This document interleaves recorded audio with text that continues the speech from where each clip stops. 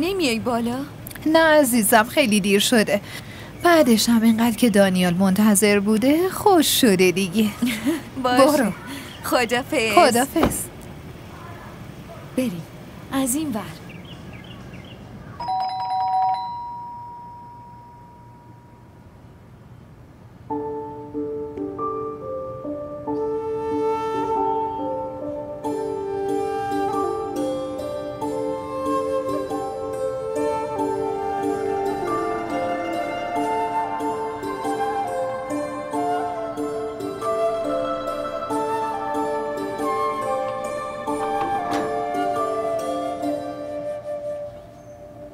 ببخشید. برو زودی لباساتو عوض کن. گوشیت چرا خاموش بود؟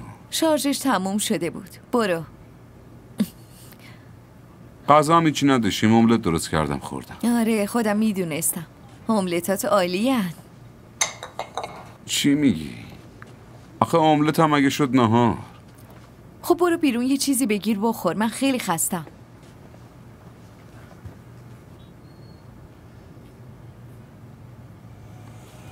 زحمت ما بکشیم یکی دیگه کیفشو ببره. منظور چیه؟ راست میگم دیگه، یکی دیگه عروسیشه، بعد تو برای خریدش از پا افتادی. انوشی دوستمه، دوست عزیزتر از جونم.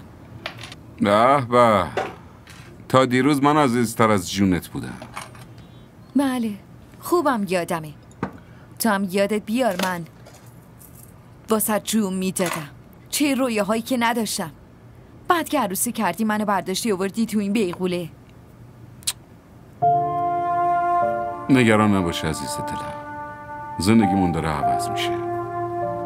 با وعده هات زندگیمون عوض نمیشه، فقط تاریخ ها عوض میشه.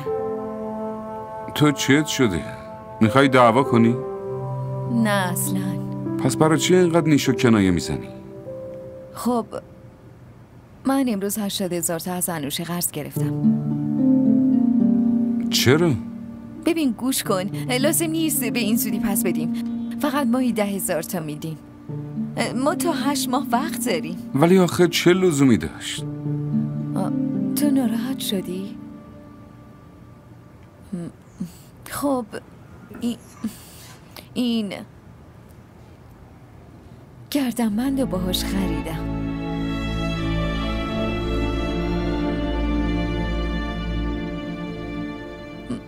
گفتم تو نمیتونی یهویی این همه پولو جور کنی، آخرش هم به دلم میمون دیگه. برای همین با شرمندگی به انوشه گفتم بهم قرض بده.